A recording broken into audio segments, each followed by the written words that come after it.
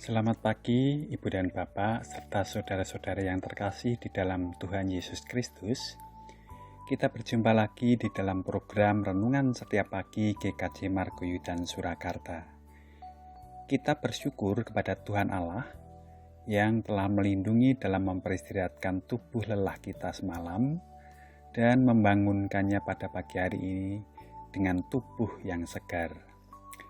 Sebagai dasar kita untuk memulai aktivitas pada hari ini, mari kita mendengarkan sapaan firman Tuhan. Namun sebelumnya, mari kita berdoa dulu. Ketika kami dapat bangun pada pagi hari ini, ya Tuhan, semua ini karena kasih Tuhan kepada kami. Ketika kami dapat menghirup udara segar pada pagi hari ini, semua ini juga karena anugerah Tuhan yang luar biasa kepada kami. Sebelum memulai aktivitas pada hari ini Tuhan, kami akan mendengarkan firman Tuhan. Bersabdalah Tuhan, kami siap mendengarkan. Di dalam nama Tuhan Yesus kami berdoa dan mengucap syukur. Amin.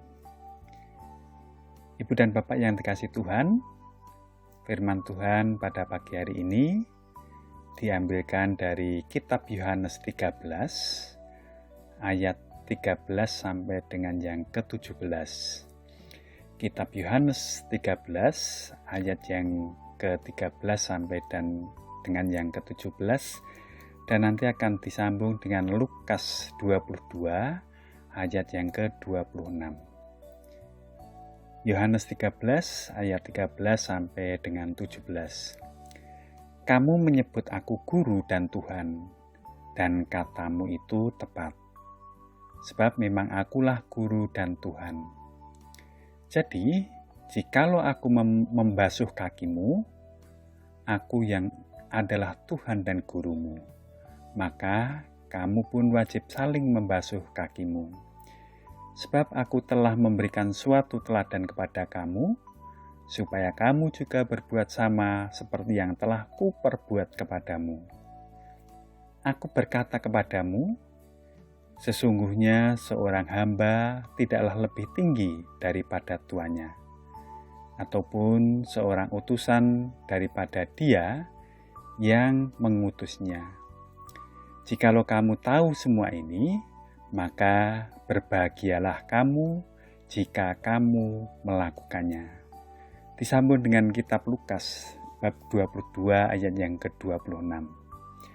Tetapi kamu tidaklah demikian, melainkan yang terbesar di antara kamu hendaklah menjadi sebagai yang paling muda dan pemimpin sebagai pelayan.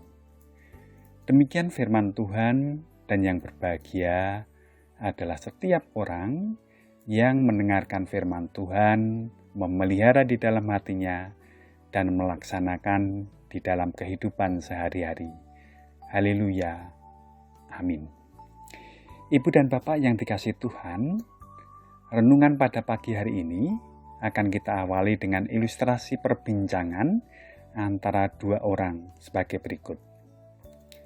Bertahun-tahun dahulu, pada malam hujan badai, seorang laki-laki tua dan istrinya masuk ke sebuah lobi hotel kecil di Philadelphia. Mencoba menghindari hujan, pasangan ini mendekati meja resepsionis untuk mendapatkan tempat bermalam. Katanya, "Dapatkah Anda memberi kami sebuah kamar di sini?" tanya sang suami.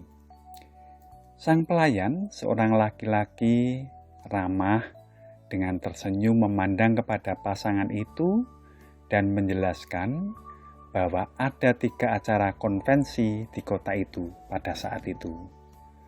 Katanya, "Semua kamar kami telah penuh," kata pelayan itu. "Tetapi saya tidak dapat mengirim pasangan yang baik seperti Anda keluar kehujanan pada pukul 1 dini hari ini. Mungkin Anda mau tidur di ruangan milik saya.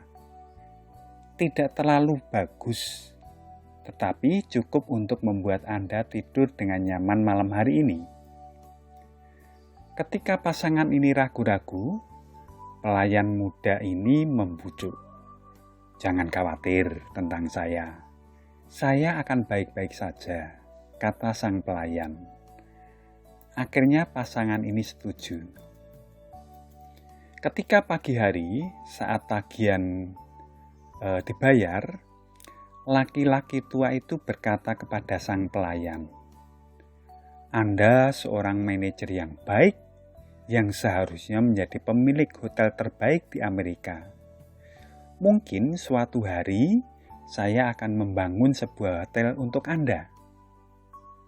Sang pelayan melihat mereka dan tersenyum. Mereka bertiga tertawa. Saat pasangan ini dalam perjalanan pergi, pasangan tua ini setuju bahwa pelayan yang sangat membantu ini sungguh suatu yang langka. Menemukan seseorang yang ramah, bersahabat, dan penolong bukanlah satu hal yang mudah saat itu. Ibu dan Bapak yang dikasihi Tuhan, 2 tahun berlalu. Sang pelayan hampir melupakan kejadian itu ketika ia menerima surat dari seorang laki-laki tua tersebut. Surat tersebut mengingatkannya pada malam hujan, badai, dan disertai dengan tiket pulang pergi ke New York. Meminta laki-laki muda ini datang mengunjungi pasangan tua tersebut. Laki-laki tua ini bertemu dengannya di New York. Dia menunjukkan sebuah gedung baru yang megah di sana.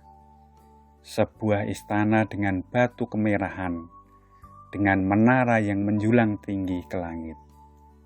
Kata laki-laki tua, "Itu adalah hotel yang baru saja saya bangun untuk Anda kelola." Jawab laki-laki muda itu, "Anda mestinya sedang bergurau." "Saya jamin saya tidak sedang bergurau," kata laki-laki tua itu dengan tersenyum lebar. Nama laki-laki tua itu adalah William Waldorf Astor, dan struktur bangunan megah tersebut adalah bentuk asli dari Waldorf Astoria Hotel. Sedangkan laki-laki muda yang kemudian menjadi manajer pertama adalah Josh G. Walt. Pelayan muda ini tidak akan pernah melupakan kejadian yang membawa dia untuk menjadi manajer dari salah satu jaringan hotel paling bergengsi di dunia.